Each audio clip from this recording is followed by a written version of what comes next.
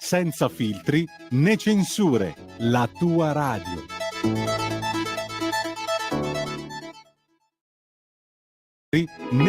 In quanti ti promettono trasparenza, ma alla fine ti ritrovi sempre con la bocca chiusa e non puoi dire quello che pensi? Radio Libertà non ha filtri né censure. Ascolta la gente e parla come la gente.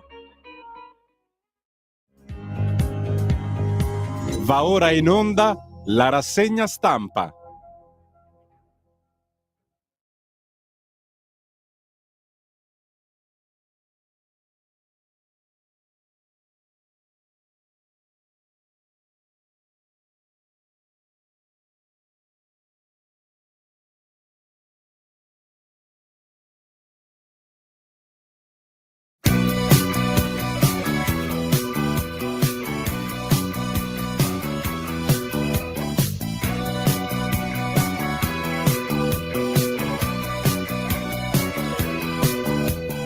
Per le strade mercenarie del sesso che procurano fantastiche illusioni, senti la mia pelle come vellutata e ti farà cadere in tentazioni.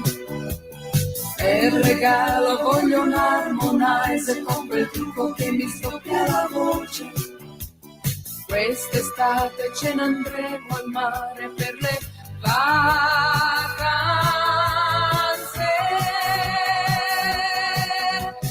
Un'estate al mare, voglia di remare, fare bagni al largo per vedere da lontano gli ombrelloni, un'estate al mare, stile balneare, con il salvagente per paura di affogare.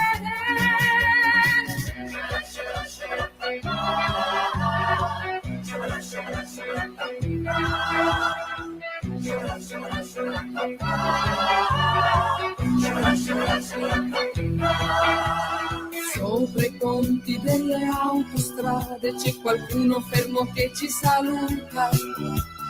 Senti questa pelle come profumata, mi ricorda l'olio di Tahiti. Nelle sere quando c'era freddo si bruciavano le gomme di automobili. Quest'estate voglio divertirmi per le vacanze.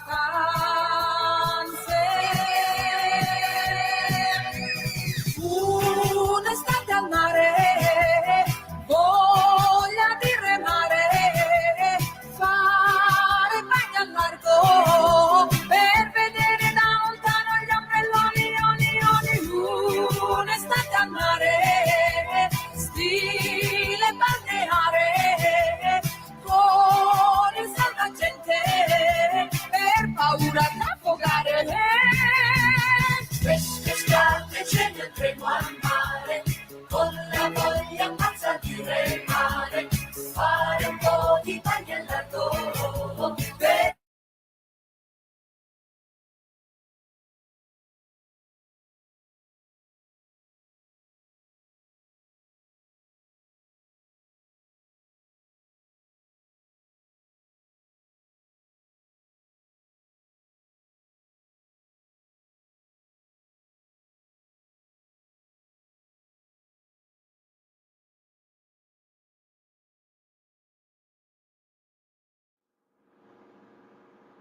A te la linea, Antonino.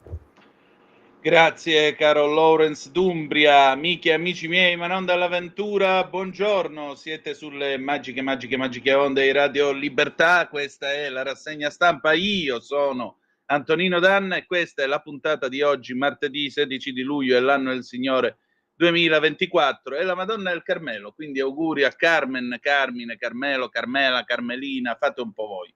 Allora, bella gente...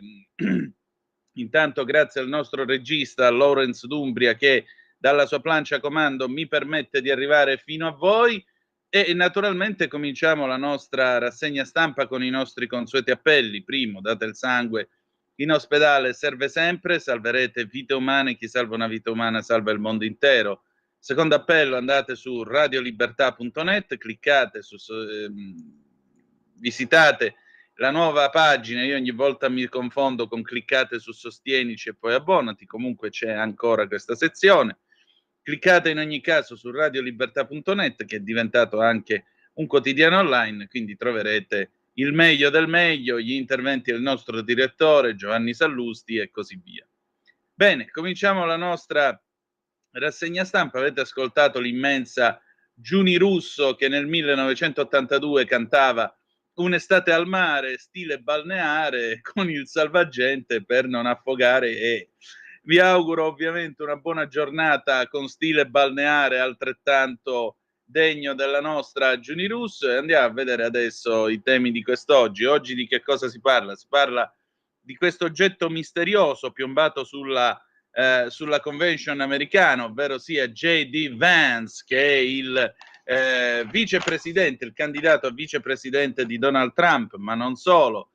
C'è stata la sentenza sul Tribunale dell'Aquila, quindi 7 ragazzi sono morti, ahimè, drammaticamente, questo perché, secondo il giudice, non avevano hanno preferito rischiare di loro restando nella casa dello studente, che poi è crollata quando c'è stato il terremoto. Ancora noi abbiamo notizie, ovviamente la convention repubblicana, Zelensky che finalmente dice voglio anche la Russia alla conferenza di pace in quel di novembre, quindi ormai Zelensky si è reso conto chi è che sta arrivando alla Casa Bianca e ha deciso di non tirare troppo la corda. Il caso Cerciello, uno dei 2 assassini di questo bravissimo carabiniere, un vero fiore d'uomo che faceva anche del volontariato nel tempo libero, morto giovanissimo in una volgare rissa da strada, è stato trasferito dalla nonna in riva al mare sul litorale laziale, poi vi racconteremo che cosa è successo. E poi ancora una storia veramente inaudita che arriva da Ventimiglia, dove è venuto fuori, insomma, questo camionista che, accortosi della presenza di alcune migranti sul camion, ha dato loro delle frustate. Io trovo tutto questo veramente indegno della comunità civile e degli esseri umani. Benissimo. Adesso noi cominciamo quindi la nostra rassegna, andiamo a dare una bella occhiata alle agenzie in modo tale che così si parte. Ecco qua, allora cominciamo con l'ANSA di questa mattina, USA 2024, ovazione per Trump alla convention dei repubblicani. Approvata la nomina alla Casa Bianca di Trump, che annuncia il suo vice, James David Vance, 39 anni, da un anno senatore dell'Ohio. L'ex presidente USA chiede l'endorsement a Robert Kennedy Jr. Biden critica il numero 2 del tycoon. È pro-ricchi e un suo clone. Ok alla nuova piattaforma GOP svolta sull'aborto. Proseguono le polemiche sulle falle della sicurezza a Butler. USA 2024, Biden è pronto al secondo dibattito con Trump, Vance un suo clone. Si vede che ha preso il Gero Vital. Svolta nelle indagini, Luis da Silva arrestato per l'omicidio di Pierina Paganel, questo delitto avvenuto in Trentino Alto Adige. Bruxelles, Ursula chiude ECR, patto di non belligeranza con la Meloni. E poi ancora la visita in Brasile, Mattarella, Lula, Mercosur, lotta alla fame, via comune, Brasile accogliente con i migranti italiani, aiutò la liberazione. Andiamo a vedere anche la BBC, vediamo che cosa succede in questo nostro vasto mondo. Ovviamente la BBC apre anch'essa con Trump con la medicazione all'orecchio ottiene un fragoroso benvenuto 2 giorni dopo il tentativo di assassinio. L'ex presidente si è unito ad alcuni membri della sua famiglia ed è apparso molto commosso nel momento in cui la gente ha cominciato a cantare e pregare per lui. Ecco qua, con un cerotto sopra, con un bendaggio sopra un orecchio, Donald Trump ha fatto una rientrée trionfale nell'occhio pubblico, diciamo, davanti a tutti, sera di lunedì, cioè ieri sera, alla convention nazionale repubblicana, ricevendo un fragoroso benvenuto da migliaia di supporter 2 giorni dopo un attentato alla sua vita. L'ex presidente è entrato nell'arena della convention a Milwaukee con un pugno alzato e mentre suonava una performance dal vivo di God Bless the USA. Dopodiché ha camminato lentamente attraverso una folla adorante e festosa di delegati, alcuni con le lacrime agli occhi, prima di salutare i principali alleati politici e i membri della sua famiglia, inclusi 3 dei suoi figli, ma non sua moglie Melania. In alcuni momenti il pubblico ha alzato e ha fatto il gesto, insomma, ha agitato il pugno per aria e ha gridato fight, fight, fight, ripetendo il grido di Trump dopo che un proiettile ha preso di striscio il suo orecchio nel corso di un comizio in Pennsylvania sabato scorso. Il nominato, il candidato appunto repubblicano per le elezioni presidenziali di novembre sta cavalcando un'ondata di momento politico favorevole. Il Partito Democratico ha messo in discussione la candidatura dell'81enne Joe Biden dopo la vergognosa performance nel corso del dibattito del mese scorso, mentre invece il team di Trump ha celebrato le recenti vittorie anche sotto il profilo legale. Al FeeServe Forum di Milwaukee l'ex presidente ha ascoltato per quasi un'ora dei discorsi, naturalmente dei vari partecipanti, mentre era seduto accanto al candidato alla vicepresidenza, cioè il senatore dell'Ohio J.D. Vance, il cui posto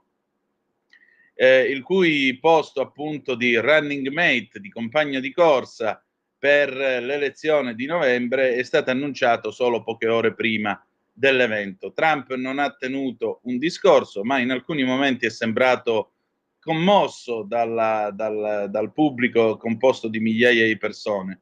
Ha chinato il suo capo in preghiera e ha ripetuto alcune volte grazie a tutti. I supporter e i delegati repubblicani, alcuni con le lacrime agli occhi, lo hanno atteso per ore e tra l'altro la presenza dell'ex presidente non era annunciata ufficialmente nell'orario del giorno d'apertura della convention, ma era ampiamente attesa. Quindi, come vedete, è stato un momento estremamente commovente, è stato un momento anche qui che ha preso e non poco, diciamo così, l'animo dei partecipanti a questa convention. Io l'ho vista ieri sera, tra l'altro, alla BBC, l'ho seguita ieri notte in diretta. Il clima è un clima evidentemente festoso, c'è un partito compattissimo, devo dire la verità, l'impressione che se ne ricava è questa. È un partito molto deciso, è un partito sul quale Trump esercita ora un controllo totale. Le altre volte non era stato così, in passato non era stato così, ed è molto probabile che insomma il successo elettorale arrida all'uomo che ha alzato il pugno e ha gridato fight, fight, fight, mi sembra evidente. 340 670 9659 se volete mandare le vostre zappe e raccontarci, dirci la vostra sulle notizie di quest'oggi. Vi ricordo poi che alle 9:35, dopo Liberamente del direttore Giovanni Sallusti, ci sarà Scuola di Magia con l'onorevole Claudio Borghi, anzi col senatore Claudio Borghi Aquilini. Allora, cominciamo con le prime pagine dei quotidiani. Avvenire, quotidiano cattolico, Il Fatto, servizi sotto accusa per la protezione, Biden invita all'unità, Zelensky apre al meeting con la Russia, il pugno di Trump, il candidato repubblicano riparte da Milwaukee con lo stesso gesto del dopo attentato, che è già diventato un simbolo. Scelto il vice, in caso di elezione sarà il senatore Vance. A Strasburgo Ursula chiude ancora all'ECR, cioè ai conservatori della Meloni. Orbán sarà boicottato. Oggi si apre la nuova legislatura europea. Fotonotizia, ambiente, viaggio sul grande fiume con i meatori, i fondali raccontano il futuro del Po.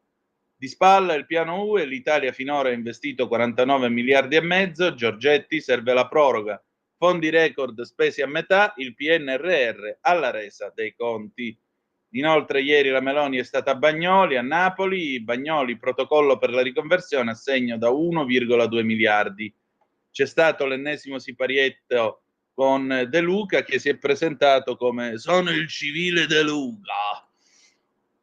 Vabbè, potrebbe anche finirla qua. Io al posto suo mi sarei presentato col mazzo di fiori, ma capisco che ognuno ha il suo stile. Corriere della Sera, eccoci qua. Corriere della Sera apre anch'esso con Trump. Vivo per miracolo, voglio unire l'America, l'attentatore ha agito da solo, i passi falsi del Secret Service, gli effetti su Biden. Trump passa già al contrattacco, i giudici chiudono il caso delle carte segrete, archiviate anche il resto, scelto Vance come vice. Lo scrittore Safran Foer, tutto in quel centimetro che entrerà nella storia. Da destra a sinistra, Federico Rampini, che cosa c'è dietro le follie dei complottisti, di cui francamente dei complottisti non ce ne frega nulla. Di spalla Kiev apre, gelo di Mosca, Zelensky sì alla Russia nel prossimo summit di pace. Kiev Vance, il numero 2, Marini in Iraq, poi il bestseller, elegia americana, lui è erede del blue collar, erede dell'America operaia per la precisione. Di spalla l'Aquila ha negato il risarcimento, sisma, verdetto shock sugli studenti morti, sono stati incauti. Nessun risarcimento per i 7 studenti morti nel terremoto all'Aquila il 6 aprile 2009, confermata in appello la sentenza di primo grado, incauti a restare nell'edificio nonostante lo sciame sismico. E ancora Ventimiglia, il video La vergogna, scopre le migranti nascoste nel tir e le prende a frustate. Il camionista ha preso queste donne a cinghiate, le donne eritree volevano passare in Francia, la scena in un video. Fotonotizia a centropagina, personaggi.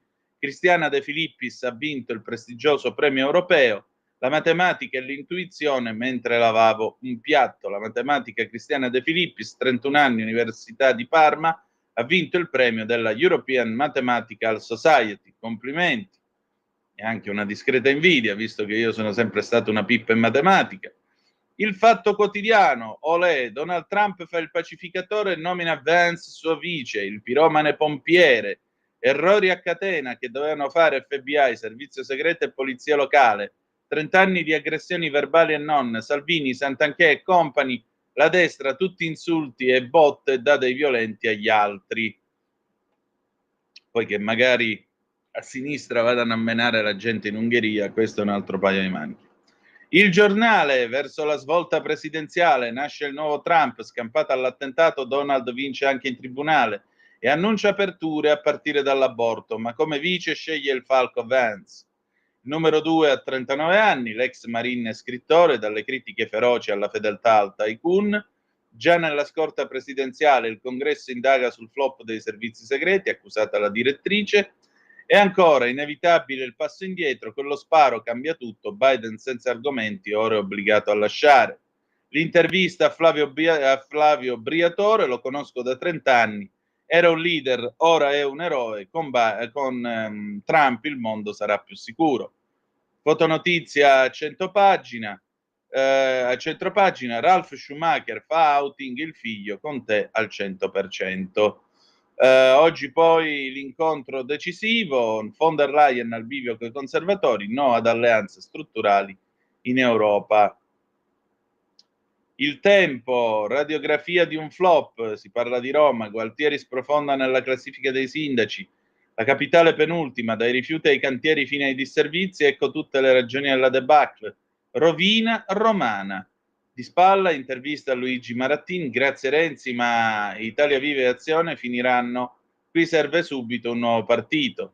Alla svolta, a 44 anni all'omicidio, l'anonimo e la nuova pista che ha ucciso Piersanti Mattarella, è spuntata una lettera anonima che sembrerebbe annunciare una realtà diversa inerente alla fine del fratello del Presidente della Repubblica, Piersanti Mattarella, che era appunto presidente della Sicilia e venne ucciso il 6 gennaio del 1980.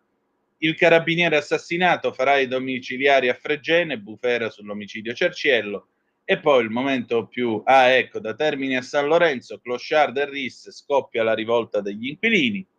Per finire, il momento più divertente della rassegna stampa, è tornato Osho, il tempo di Osho. Matteo Giramondo fa l'indiano, alle nozze da 1001 notte, c'è Renzi vestito tipo star di Bollywood con la sua signora seduta al matrimonio, quella là del ricco indiano, come si chiama, Antani, come si chiama lui.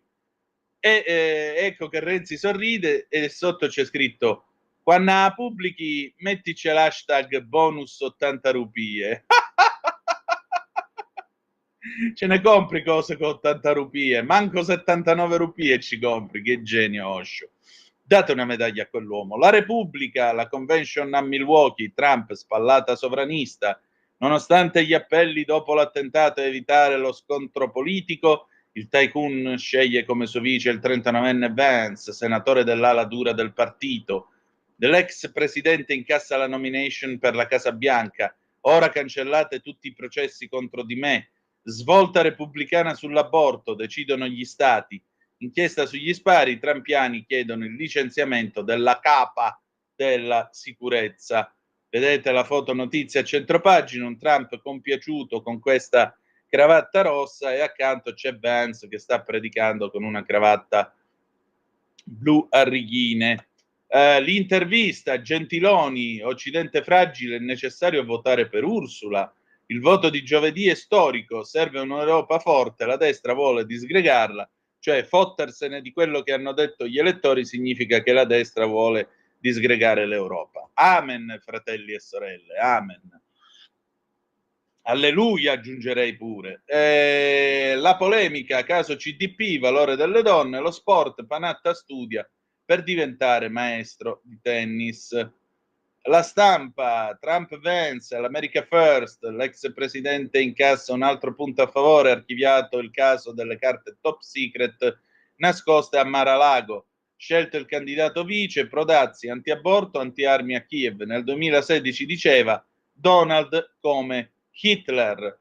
L'analisi, parla il teologo Vito Mancuso, il tycoon confonde Dio e la fortuna, perché lui ha detto Trump che probabilmente è stato Dio a salvargli la vita. Tra l'altro l'amico David Murgia, che ha questo bellissimo blog Il segno di Giona, riferisce di un sacerdote cattolico che sostiene di aver avuto una illuminazione, una locuzione interiore, insomma è convinto che sia stata la Madonna di Fatima a deviare il proiettile, esattamente come ha fatto nell'81 per Giovanni Paolo II, ma io ci andrei calmo nel tirare in mezzo la Madonna. L'Europa, il generale Vannacci fa litigare i patrioti, posizioni omofobe, lo stop di Bardellà. Fotonotizia a centropagina, Yamal, io e mio fratello, la foto del 17enne spagnolo commuove la rete, quando la vera gioia è l'abbraccio della famiglia. La Verità, per 1 centimetro dal rischio guerra civile a 9 prospettive, effetto attentato, cambia tutto, Trump sente più vicina alla Casa Bianca e muta strategia, sarà più istituzionale. Anche il resto del mondo si prepara alla novità, riflessi sulle trattative per la Commissione UE. I mercati reagiscono bene, l'Europa approva i dazi alla Cina, persino Zelensky capisce l'antifona e al prossimo summit per la pace devono esserci pure i russi. Spiragli di realismo nella crisi ucraina. Fotonotizia centropagina, i Renzi fanno gli indiani, Mattarella abbraccia Lula, gli amici di Putin non sono poi così male. Scusate. Stoppato l'emendamento contro i vaccini obbligatori per i bambini, dichiarato inammissibile per estraneità della materia, il senatore leghista Borghi lo riproporrò in un'altra legge e ce lo racconterà nel corso di Scuola di Magia. Fabio Amendolara, eccolo qua, uno degli americani che hanno ucciso Cerciello, messo agli arresti a casa come Toti. Il killer del carabiniere va ai domiciliari al mare. Con le polemiche per il dimezzamento della condanna da 23 anni a 11 e 4 mesi, ancora accese, uno dei 2 studenti americani condannati per l'omicidio del vice brigadiere dei carabinieri Mario Cerciello Rega ottiene i domiciliari sul litorale romano a Fregene dalla nonna. Complimenti. Libero, sono sempre i soliti comunisti. Silvio Divisivo, il PD a Malpensa vuole Nilde Iotti. Olè. La rosa dei nomi bipartisan che i Dem propongono per l'aeroporto, ci sono la compagna di Togliatti e la H, eletta con Rifondazione. Cioè, io me la ricordo la Iotti, voglio dire, sì, è stata la prima donna presidente della Camera, d'accordo, ma come figura politica non mi è sempre sembrata alquanto incolore, non so perché, ma boh. Il crollo il primo sondaggio dopo l'attentato, Donald sceglie Vance come vice, il crollo di Biden negli stati chiave USA, l'incontro a Bagnoli, miracolo Meloni, ha civilizzato perfino De Luca, Pietro Senaldi commenta il siparietto che c'è stato appunto ieri, e poi Antonio Socci, tra religione e politica criticano Trump pure se si affida a Dio. Infine, a fianco del marito, quella lettera di Melania che smonta tutte le bugie, quella lettera in cui la signora Trump, la ex First Lady, ha detto la sua, dicendo un mostro ha cercato di portarci via The Donald. Ma adesso andiamo a vedere Italia Oggi, il Movimento 5. Allora, apertura, multinazionali, minimum KO. Solo 35 paesi su 140 che l'avevano approvata hanno adottato l'imposta minima del 15% per società con fatturato sopra i 750 milioni di euro. Lo conferma l'Ocse. Abbiamo poi Carlo Valentini, ecco come l'attentato a Donald Trump cambierà la campagna elettorale negli USA. Marco Capisani, Andrea Biavardi spiega il nuovo corso al magazine Oggi. Antonio Ciccia Messina, la scuola, i compiti a casa vanno registrati sia sul diario per gli studenti che sul registro elettronico per i genitori. Franco Bechis, il Movimento 5 Stelle è diventato ricco utilizzando per la prima volta il contributo del 2 per 1000 per l'IRPEF. Quindi non solo il tonno c'era nella scatoletta, ma è anche ottimo da degustare, cari amici. Diritto e rovescio dell'implacabile Pierluigi Magnaschi, il direttore di Italia Oggi. Il tentato omicidio di Donald Trump è chiarissimo nel suo svolgimento. Un fanatico di 20 anni gli ha sparato alla testa da 120 metri di distanza e lo ha mancato per un solo centimetro. Per un soffio quindi non lo ha fatto secco. Aveva un'ottima mira, disponeva di un'arma da guerra che di solito usano i cecchini USA, i famosi snipers. La tipologia quindi è chiara. Ovviamente nella società dei retroscena, per di più manipolata da interessi colossali, su un fatto chiaro come questo è subito esplosa una selva di ipotesi.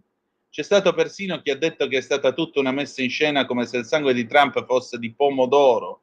Una cosa sola è certa, questo attentato è frutto della demonizzazione dell'avversario politico. Se l'avversario è un demone, non un avversario, con le sue legittime idee di società, allora nelle menti deboli o negli estremisti cronici, l'eliminazione del demone non è solo una necessità, ma anche un dovere. Diciamocelo chiaro, ma quanti ci sono rimasti male in una certa parte politica del fatto che Trump non ci ha lasciato le penne? Scrivetecelo, 340-670-9659, che ora si è fatta alle 7:56 e 38 minuti, andiamo a vedere anche i quotidiani locali adesso. E allora, Brescia Oggi, il caso Bozzoli sotto shock, la procura rinvia l'interrogatorio. Corriere del Mezzogiorno, la campagna politica, firmato il patto per Bagnoli. Corriere del Mezzogiorno Puglia, turismo, tutti al mare tranne che nel Salento. Il ritorno di Lino Banfi, mia zia la zitellona e quegli sketch a 7 anni, Canosa, quanti ricordi? 1, 2, 3. Cazzo me ne frega a me. È inevitabile, con Lino c'è sempre il buon umore. Corriere del Trentino, Palazzo Thun, sfratti, affitti brevi, allarme casa. Corriere del Veneto, tragedia in serie, attenti, i fiumi sono traditori. Corriere della Sera, Dorso di Bergamo, nuovi poveri, l'assegno di inclusione non basta. Corriere della Sera, Dorso di Brescia, politica, Castelletti, gradimento giù. Corriere della Sera, Dorso di Roma, fermiamo la strage, 6 vittime in 24 ore nel Lazio. Corriere Torino, l'emergenza, Langhe in piazza contro i caporali. Corriere dell'Alto Adige, sociale, il piano Pamer, stipendio a chi assiste i parenti. Corriere di Bologna, i lavori, il centro storico è un cantiere. Corriere Fiorentino, la Toscana, la lettera di Roma al carcere fiorentino per annunciare verifiche, sempre bloccati i 7 milioni di euro per la ristrutturazione. A Sollicciano già 35 tentati suicidi. Gazzetta di Modena, a 35 anni vita a rischio, la rivolta dei a 35 gradi vita a rischio, la rivolta dei lavoratori. La Gazzetta di Reggio, Rammstein, show di fuoco all'esame della prefettura. Giornale di Brescia, America il futuro in 3 giorni. Giornale di Vicenza, disagi per le imprese e i cittadini. INPS Vicentina decimata, persi 50 dipendenti, molti sono tornati al sud. Il Giorno, Milano e metropoli, Pax americana. il Piccolo, frena il lavoro al nord-est, il Tirreno, stadi, emergenza toscana, la Gazzetta del Mezzogiorno, ferite industriali, a Brindisi rinasce Micorosa totalmente bonificata, scintille sull'Ilva, il commissario decarbonizziamo. La Nuova di Venezia e Mestre, feriti dai fuochi d'artificio, la Prealpina, costretti a stare senza TV, la provincia di Como, Nidi, protesta a Sagnino, il servizio è peggiorato, la provincia di Cremona e Crema, piano anticaldo, la provincia di Lecco, Leuci, Gattinoni ottimista, vogliamo spazi pubblici, la provincia di Sondrio, acqua non potabile in città, la falda era incustodita. E andiamo con la Repubblica Palermo, l'anatema di Lorefice, regione e comune, immobili contro la droga, la Sicilia direttamente da Catania, ecco l'omicidio del presidente della regione, ecco chi assassinò Mattarella, in una lettera torna la pista nera, fotonotizia centropagina, e la stiamo raccontando ogni venerdì con Lorenzo Viviani nel filo diretto, la via della sete nella Sicilia senza acqua, svolta a Catania dopo 20 anni, nasce il gestore unico, un affare da 2 miliardi, il diario dell'Agrigento, tra bidoni e autobotti, e poi il caso di Reggio Calabria, nell'armadio c'erano 2 fetti morti, indagata la mamma, caso nel mistero. Le 8, noi ci fermiamo, ci ascoltiamo gli Steppenwolf, Born to be Wild, e come dei veri Easy Rider sopra l'Harley torniamo tra poco.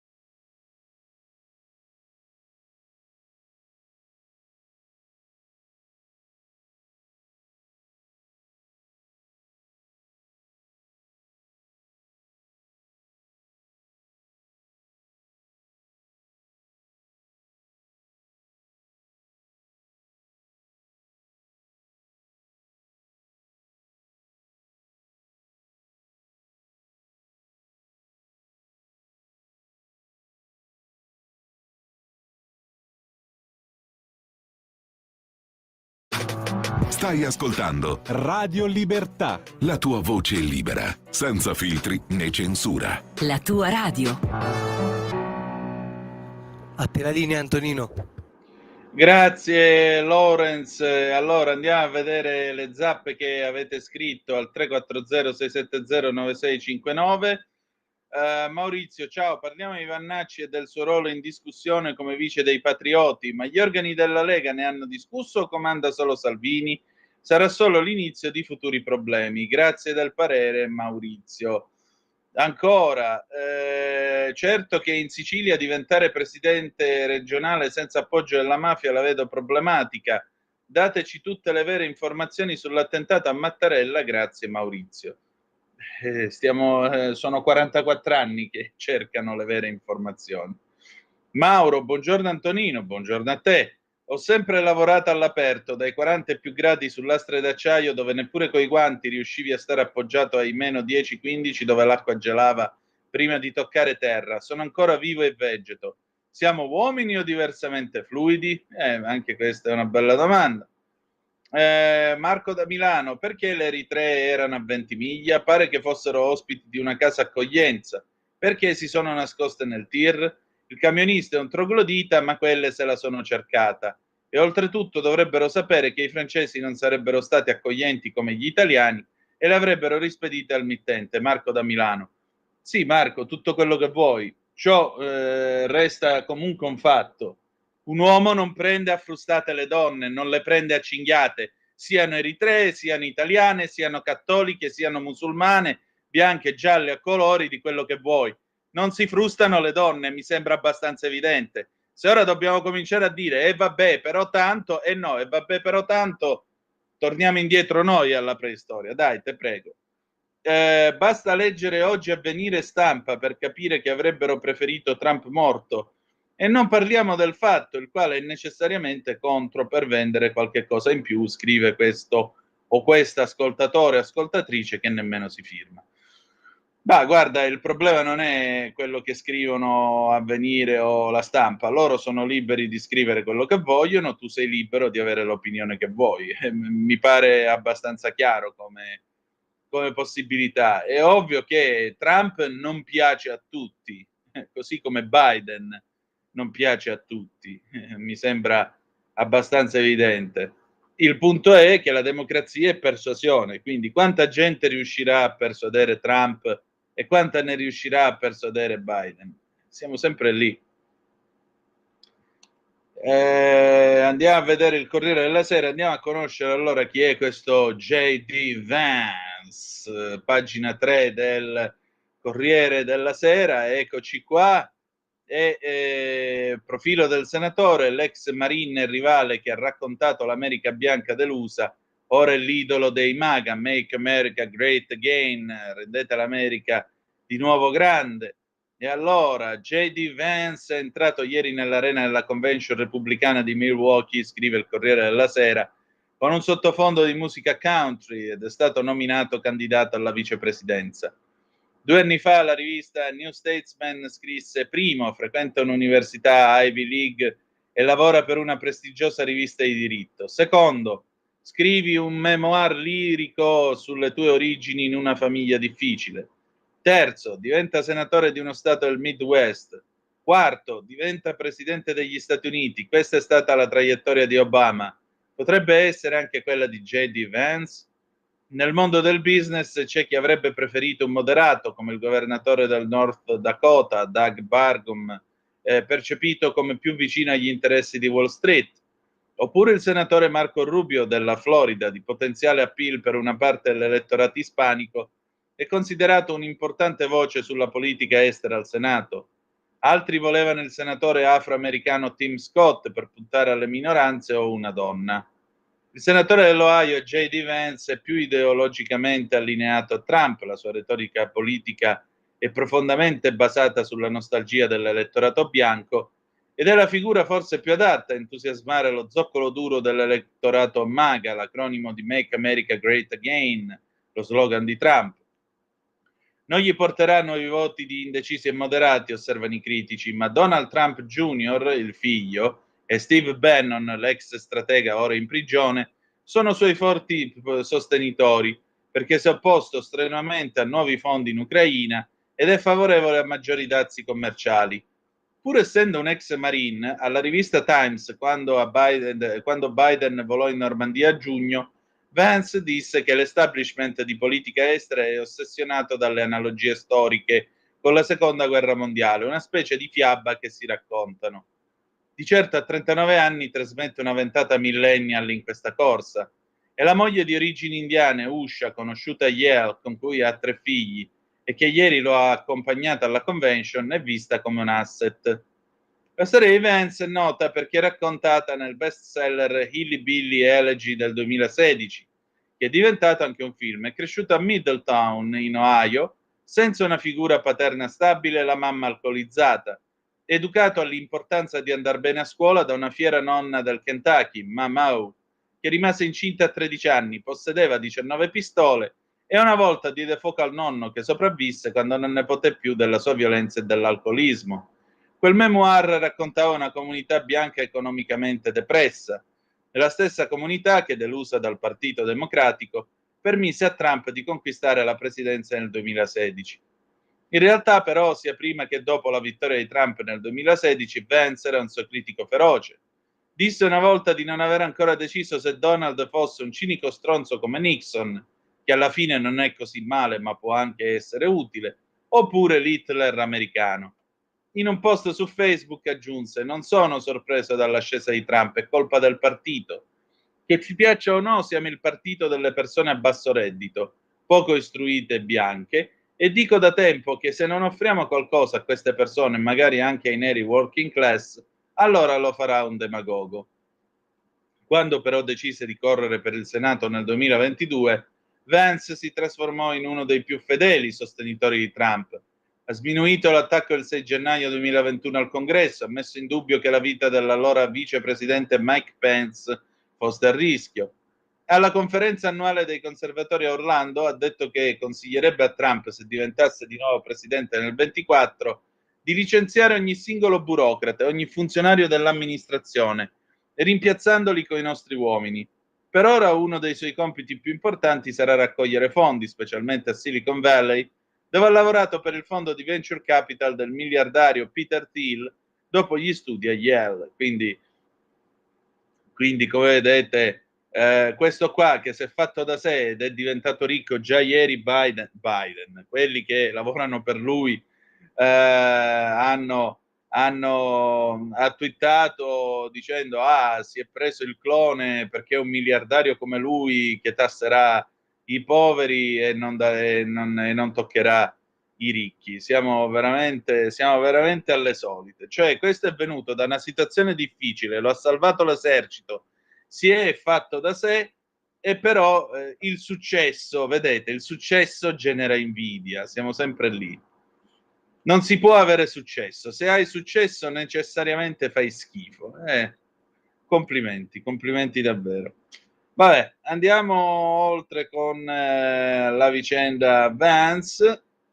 Andiamo a vedere il giornale. Eccoci qua. Cerchiamo di conoscerlo bene, perché una delle osservazioni che si facevano, tra l'altro, ieri in diretta alla BBC era proprio questa. Cioè, perché Trump ha scelto comunque un uomo di appena 39 anni, è nato nell'85, ha scelto un uomo di 39 anni perché evidentemente vuole una sorta di successione a se stesso. Questo comunque è il secondo e ultimo mandato, significa che Vance può avere domani un futuro da candidato alla presidenza degli Stati Uniti, per esempio, per il 2028, e quindi potrebbe, diciamo così, accompagnare gli americani nel corso degli anni 30 di questo nuovo secolo. Chi lo sa, può essere che l'ideologia MAGA vada avanti, oppure può essere che Vance, una volta arrivato al controllo del partito, o comunque a essere una delle voci più attente del partito, riporterà i repubblicani su posizioni un po' più moderate rispetto a Trump. Vedremo, anche qui in politica le sorprese non mancano mai. Allora, vediamo un po' che cosa dice Il Giornale, come descrive Vance, l'ex Marine vicino ai MAGA che non vuole più aiuti a Kiev, il senatore dell'Ohio piace allo zoccolo duro, ma in passato criticò il tycoon, ex venture capitalist, da un anno senatore, noto appunto per il libro del 2016, Elegia americana, titolo in italiano, che racconta una famiglia e una cultura, quella degli Appalachi in crisi. Vance è un nome che sa mobilitare la base, può attrarre voti della cruciale Rust Belt, pur essendo quello con meno esperienza politica. Il 39enne ha dalla sua parte la giovane età, se venisse eletto sarebbe uno dei vicepresidenti più giovani della storia USA. Nixon aveva la sua stessa età quando venne eletto. L'essere paladino della classe lavoratrice, le posizioni in politica estera che lo vedono contrario alle guerre di cui non si vede la fine, come quella in Afghanistan e Ucraina. In passato era stato tra i critici di Trump, ma negli ultimi anni si è strettamente allineato con l'ex comandante in capo, divenendone uno dei maggiori sostenitori. Penso che tanti politici siano persi nell'establishment, ha scritto negli ultimi giorni in un'email di raccolta fondi, hanno deluso i loro elettori, il loro paese e alla fine hanno deluso se stessi. È un settore di promesse non mantenute e pratiche corrotte, ma io non mi abbasserò mai a quel livello. Le mie radici, la mia famiglia, la mia città natale sono ciò che mi ha portato qui. Vance è cresciuto in una comunità di acciaierie dell'Ohio, ha una famiglia afflitta dalla dipendenza dalla droga e dalla povertà, che ha raccontato nel suo bestseller. Poi ha prestato servizio in Iraq come Marine dal 2003 al 2007, prima di iniziare il percorso di studi. Ha lavorato presso un grande ufficio legale, poi nella società di investimenti del miliardario Peter Thiel a San Francisco. Oggi è considerato l'astro nascente del Partito Repubblicano, di cui ha abbracciato la direzione più populista, ma soprattutto viene visto come l'erede di Trump nel movimento MAGA, Make America Great Again. Come The Donald ha detto che accetterà i risultati delle elezioni del 5 novembre, se saranno libere e giuste, ha criticato con veemenza gli aiuti statunitensi all'Ucraina, ha affrontato questioni culturali introducendo il divieto di assistenza sul genere per i minori. Ha anche elogiato il premier ungherese Viktor Orbán per alcune decisioni intelligenti, facendo eco all'apprezzamento del tycoon. Alla luce dei toni più moderati abbracciati all'ex presidente dopo l'attentato in Pennsylvania, una scelta radicale come quella di Vance rischia di rivelarsi azzardata, poiché se da un lato galvanizza la base MAGA, dall'altro può scoraggiare parte di quell'elettorato moderato che il messaggio più unificante di Trump punta invece a conquistare. Attenzione, attenzione. Allora, andiamo a vedere. Ecco qua, Oara Borselli ha intervistato Flavio Briatore, che è amico di Trump da 30 anni, tra l'altro memorabile. Briatore ha portato in Italia The Apprentice, il programma appunto fatto da Trump negli Stati Uniti d'America. Io ne sono un ampio fan di quel programma. È bellissima la pubblicità con cui è stata lanciata la seconda stagione, quando Briatore prende l'aereo, arriva in America, sale alla Trump Tower, arriva all'ultimo piano per mandare a quel paese Trump e gli dice: Donald, sei fuori. E allora lui gli risponde: listen to me Flavio, you're fired, perché sei fuori lo diceva nella versione italiana Briatore, ma Trump dice you're fired, sei licenziato. No Donald, sei fuori. Listen to me again, you're fired. Insomma, sei fuori, you're fired. E alla fine tutti e due dicevano sei fuori. E quindi ora ci fermiamo però, perché c'è il diritto al rovescio di Pierluigi Magnaschi, poi dopo abbiamo il Qui Parlamento e ci ritroviamo dopo Qui Parlamento, il meteo e le Chordette con Pink Shoelaces del 1959. Perché? Perché sentiremo che cosa ne pensa Briatore del suo amico Donald Trump. A tra poco.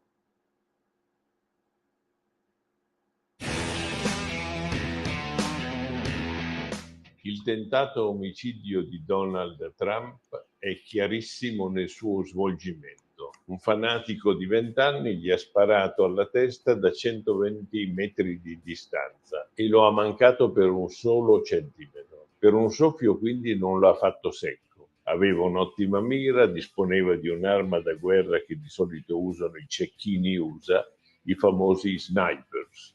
La tipologia quindi è chiara, ovviamente nella società dei retroscena per di più manipolata da interessi colossali, su un fatto chiaro come questo è subito esplosa una selva di ipotesi. C'è stato persino chi ha detto che è stata fatta una messa in scena come se il sangue di Trump fosse di pomodoro. Una cosa sola è certa: questo attentato è frutto della demonizzazione dell'avversario politico. Se l'avversario è un demone e non un avversario con le sue legittime idee di società, allora nelle menti deboli o negli estremisti cronici l'eliminazione del demone non è solo una necessità, ma addirittura è anche un dovere.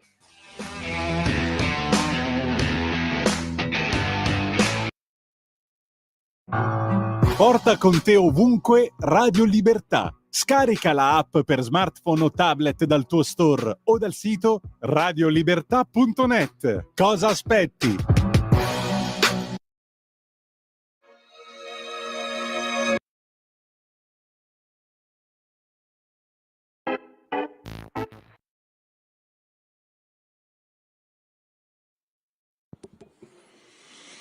Grazie Presidente. Nell'introdurre la relazione tecnica questa mattina avevo pensato di non fare alcuna replica, soprattutto politica, ma di attenermi a quello che era il dato tecnico di questo provvedimento. Però non posso esimermi da, con la massima umiltà, apportare alcune correzioni a quanto ho ascoltato in quest'Aula.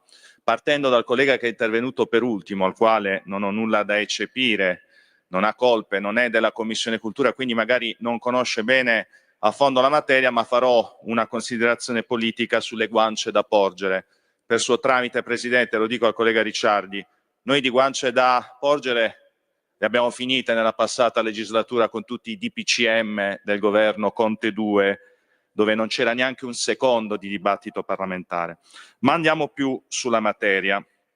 Vede Presidente, oggi si sono alternati durante gli interventi dei colleghi che sono titolari in Commissione Cultura, quindi conoscono, o meglio dovrebbero conoscere la materia, ma lì c'è l'aggravante quando sento di errori, e quindi parto dalla prima collega che invece è parzialmente giustificata per suo tramite, lo dico alla collega Ferrari del PD, Presidente, quando si avventura in definizioni come condono o sanatoria, evidentemente la collega non conosce la vicenda umana e professionale di 11.000 insegnanti che a causa della carenza di offerta formativa delle università italiane fino ad oggi, perché a questo stiamo ponendo rimedio, sono stati costretti a prendere l'abilitazione nei paesi dell'Unione Europea.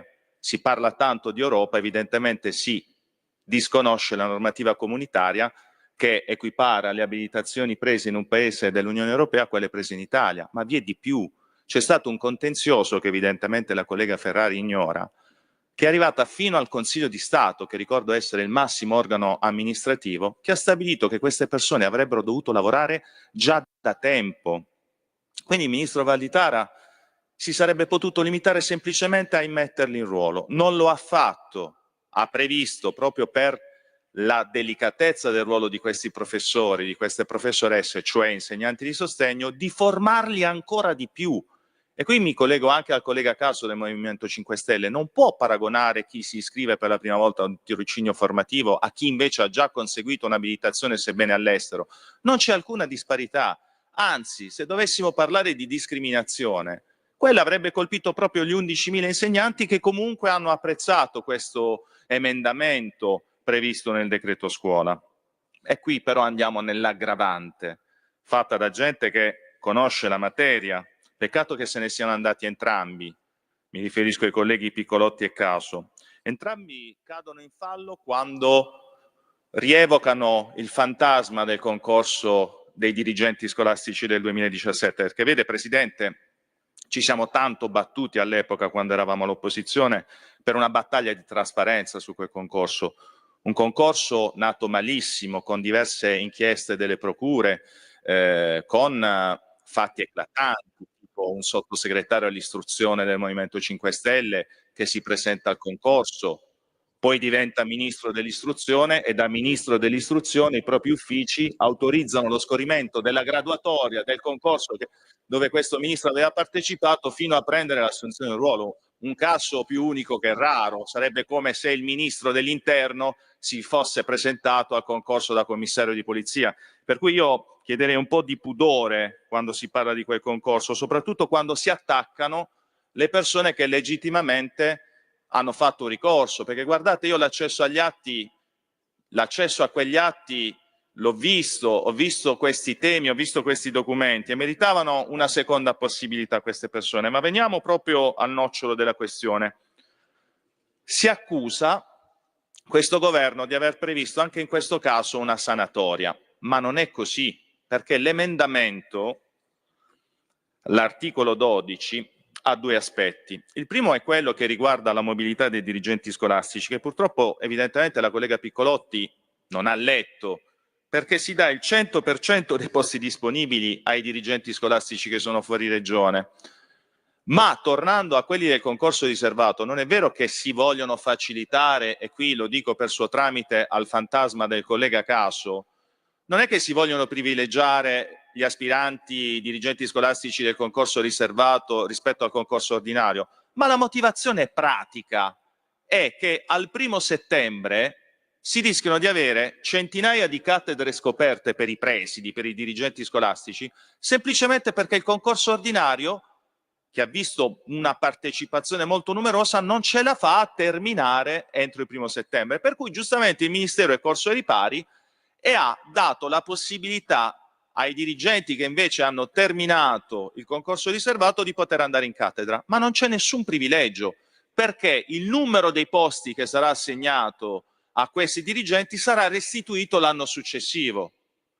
Purtroppo io mi rendo conto, Presidente, che la materia del diritto scolastico sia un po' complicata, un po' troppo tecnica, però per suo tramite suggerirei ai colleghi di parlare di cose che possono sapere, conoscere e apprendere, altrimenti ci si avventura in giudizi politici, ma quello sono.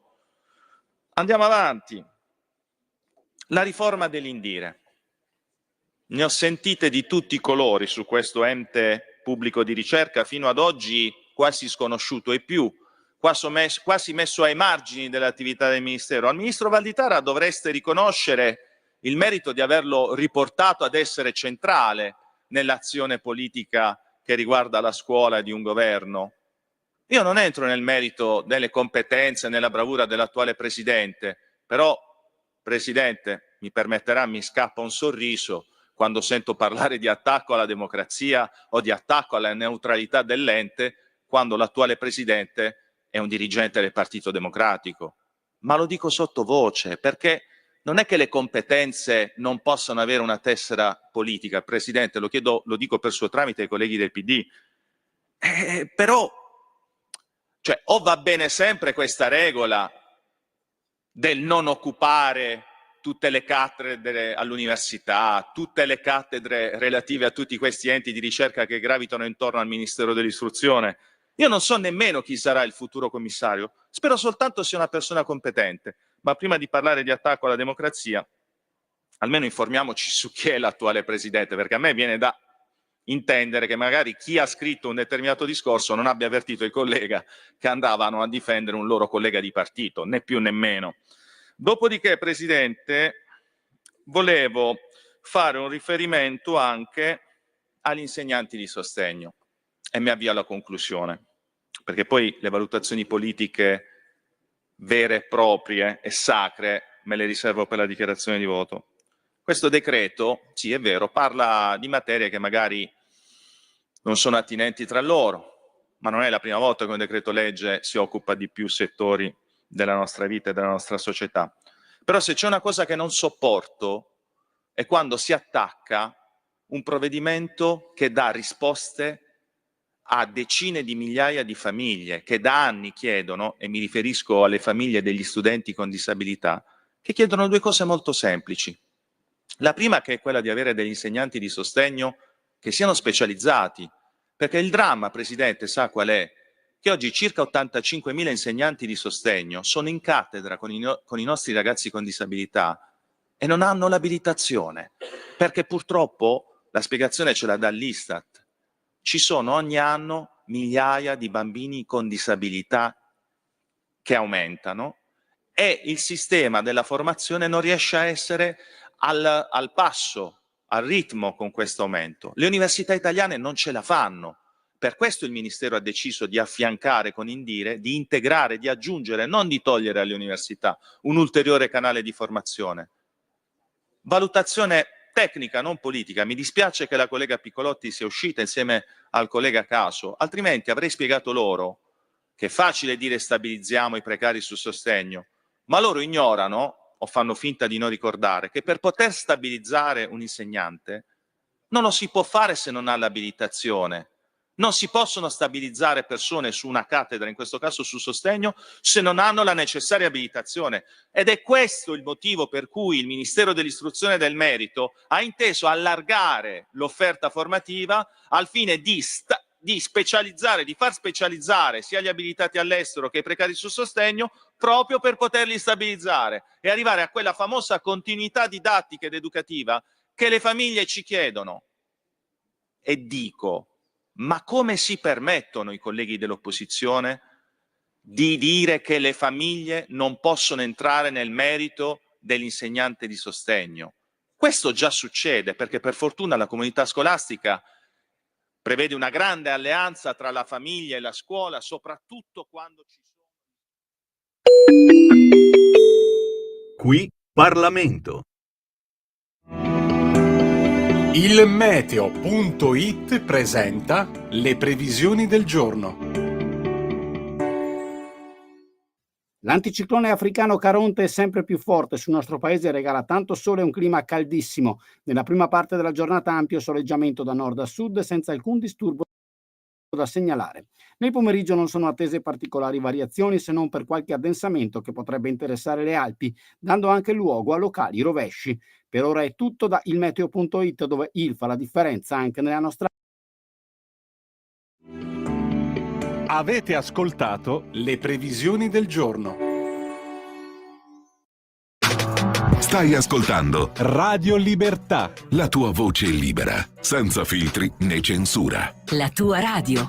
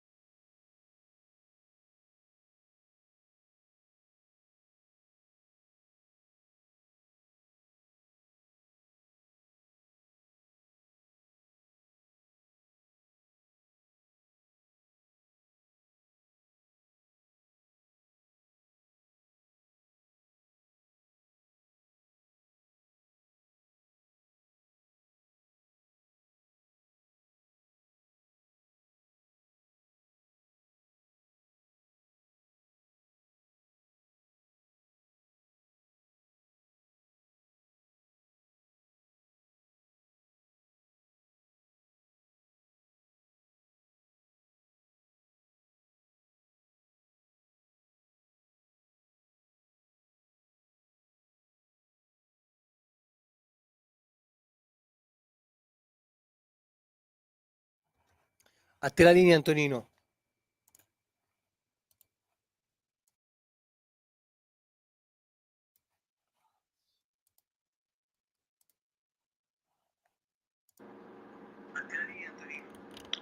E rieccoci direttamente agli anni 50 con le Short Deaths, anno di grazia 1959, Pink Shoe Laces, i lacci rosa, i lacci da scarpe rosa, bellissima canzone, molto allegra, che è stata anche un trend dei balli di TikTok qualche tempo fa. Orbene, bella gente, noi procediamo con la rassegna stampa. Antonino Danna al microfono con voi. Nel frattempo al 340-670-9659 è arrivata, sono arrivate 2 zappe, ve le leggo. L'immenso Walter che scrive: Walter, tu stai viaggiando sullo stesso livello di Osho, anche a te toccherebbe una medaglia per queste uscite. Ciao Antonino, ciao Walter. Permettimi una battuta, ma Trump associato a Berlusconi, siamo sicuri che abbia detto più volte fight?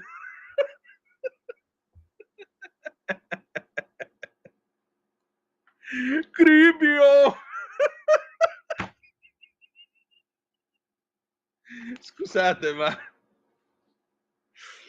perdonate, i miei ascoltatori sono leggendari, punto, c'è poco da fare. Sono solo leggendari. Dario, ex Guardia Nazionale Padana, scrive: cari leghisti che avete i pruriti strani, dovete grattarveli perché senza Vannacci la Lega sarebbe quasi sparita. Vannacci è la persona giusta al momento giusto, il Bossi 4.0. Salvini ha commesso parecchi sbagli e la sua spinta è esaurita. Quindi fatevene una ragione, Vannacci sarà la nostra salvezza e non solo. Questione di punti di vista. Andiamo a vedere allora, chiudiamo la parte su Trump con Flavio Briatore. Vi dicevo, siamo su Il Giornale. Oara Borselli lo intervista e chiede a Briatore, ci parla del suo rapporto con Trump. Una grande amicizia, prima che fosse eletto presidente ci vedevamo molto spesso, ma anche adesso ci sentiamo almeno 2 volte al mese e poi ci vediamo spesso a New York. Mi aveva nominato suo rappresentante in Europa per The Apprentice, il talent show per imprenditori che ha avuto un successo incredibile in tutto il mondo e che avevo già fatto. Quando l'ha sentito l'ultima volta? Giusto 2 settimane fa. Cosa vi siete detti?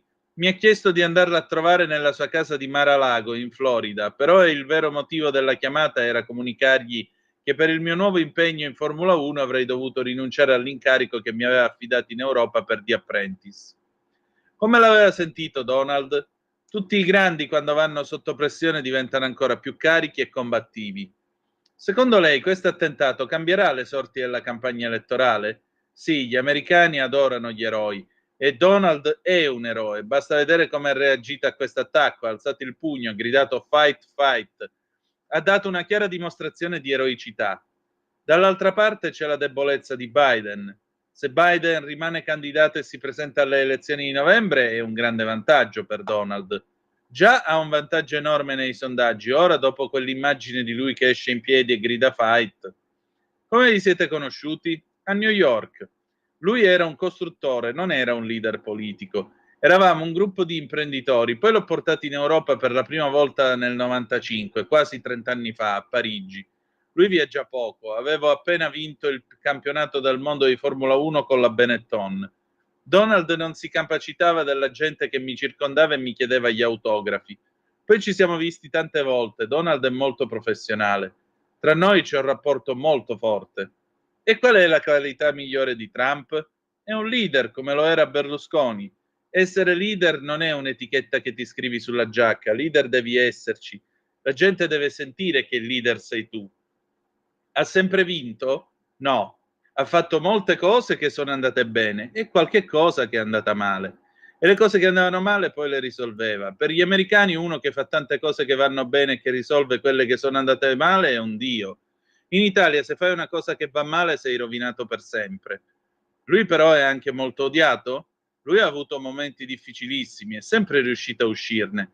Il vantaggio dell'America è che ti dà una via d'uscita. In Italia se ti scade una cambiale hai chiuso. A livello geopolitico quanto la sua presidenza potrebbe cambiare le cose? Sicuramente sarebbe molto più incisivo di Biden. Io penso che se Trump fosse stato il presidente degli Stati Uniti, difficilmente ci sarebbe stata guerra in Ucraina. Difficilmente ci sarebbe stato il ritiro dall'Afghanistan in quel modo pasticciato. La verità è che avere un presidente americano forte di carattere come Trump è un vantaggio per tutto il mondo. Bene, adesso passiamo alla questione dell'Aquila. Andiamo a vedere questi poveri ragazzi che si sono ritrovati al centro di questa drammatica vicenda, devo dire la verità, perché ecco, no, finiamo con una cosa, perché Flaminia Camilletti giustamente sulla Verità a pagina 6 ricorda una cosina: Biden predica calma, ma ai donatori diceva che l'avversario era un bersaglio. Monta la polemica sulla frase di pochi giorni fa di Sleepy Joe, che secondo i sondaggi arranca in Pennsylvania e Virginia. Alcuni stanno incolpando lo stesso Biden, sostenendo che la sua retorica elettorale ha portato al tentato assassinio di Trump. Fanno riferimento a un commento di Biden durante una telefonata privata con i donatori la scorsa settimana. Secondo Politico, Biden durante la chiamata avrebbe detto: ho un lavoro ed è battere Donald Trump. Sono assolutamente certo di essere la persona più adatta per poterlo fare. Quindi abbiamo finito di parlare del dibattito, è ora di mettere Trump nel mirino. Quella parola, mirino, oggi risulta un po' inquietante. Joe Biden ha inviato gli ordini, ha scritto il deputato repubblicano della Georgia Mike Collins su X, ex Twitter, in risposta a un post sui commenti di Biden ai donatori. In un altro post Collins ha scritto che hanno tentato di neutralizzare la minaccia, rispondendo a un grafico separato che mostrava i commenti del presidente. Si noti che dopo un tentato assassinio del presidente Trump, le stesse persone che volevano che fosse processato per aver detto ai suoi sostenitori di marciare pacificamente verso il Campidoglio il 6 gennaio, non chiedono il processo del presidente Biden dopo che ha detto che era ora di mettere il presidente Trump al centro del bersaglio, ha insistito. Va bene, noi andiamo avanti. Vediamo un po' cosa abbiamo sulla vicenda appunto dell'Aquila. Vediamo un attimo. Dov'è? Scusate un momento perché lo dobbiamo ritrovare. Era qua, ce l'avevo sotto gli occhi e mi è sfuggito, ma lo recuperiamo subito perché è una notizia naturalmente drammatica che abbiamo il dovere di darvi, visto e considerato che 7 giovani vite che se ne vanno così non è una bella cosa. Vediamo un po' se lo troviamo. Vediamo un po'. Ecco qua. Allora, pagina 17 di Libero, Simona Pletto. Sono morti sepolti tra le macerie, per la nostra giustizia la colpa è solo la loro. Perché i 7 giovani universitari quella maledetta notte del 6 aprile 2009 all'Aquila avrebbero dovuto scappare alla prima scossa e non farsi sorprendere da quello che è stato considerato uno dei più grossi terremoti della storia italiana. Così ha deciso di recente anche la Corte d'Appello del capoluogo abruzzese, confermando il pronunciamento di primo grado che 2 anni fa aveva scagionato la Presidenza del Consiglio dei Ministri da ogni responsabilità. Nella sentenza della giudice Monica Croci del 9 ottobre 2022, infatti, il Tribunale dell'Aquila aveva riconosciuto il concorso di colpa delle vittime del crollo, quantificando i risarcimenti con una riduzione del 30%. Dunque, se la Cassazione dovesse confermare le precedenti sentenze, i familiari delle giovani vittime non avranno alcun risarcimento, avendo i propri cari assunto una condotta incauta, e dovranno pagarsi anche le spese legali, quantificate in 14.000 euro.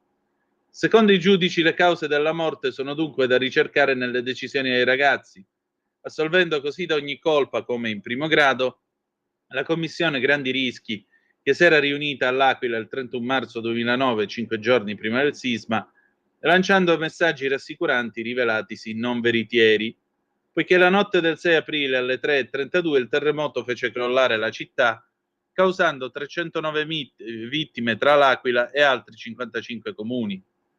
Una vicenda processualmente intricata. Il Tribunale dell'Aquila aveva condannato a 6 anni 7 scienziati che avevano partecipato alla riunione, assolti poi in appello a eccezione di Bernardo De Bernardinis, vice capo della Protezione Civile, la cui condanna a 2 anni è stata invece confermata. De Bernardinis, che aveva presieduto la riunione al posto dell'allora capo della Protezione Civile Nazionale Guido Bertolaso, aveva inviato, subito dopo la riunione in questione, messaggi rassicuranti che avrebbero indotto gli aquilani a non prendere le misure tradizionali, tra cui uscire di casa dopo una scossa. Ma non ci sarebbero prove certe di queste rassicurazioni in relazione alla condotta dei giovani.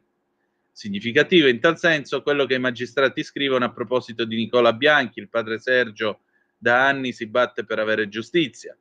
Ad analoga conclusione si legge nella sentenza: deve pervenirsi quanto a Nicola Bianchi, in quanto al di là del fatto che non v'è prova della fonte della conoscenza della riunione del 31 marzo e della motivazione della rassicurazione tratta, sicché non v'è alcun elemento che la colleghi proprio alle dichiarazioni del De Bernardinis, gli stessi appellanti non contestano che, stando alle sommarie informazioni testimoniali dei genitori, il ragazzo decise di restare all'Aquila poiché aveva un esame il giorno 8 aprile.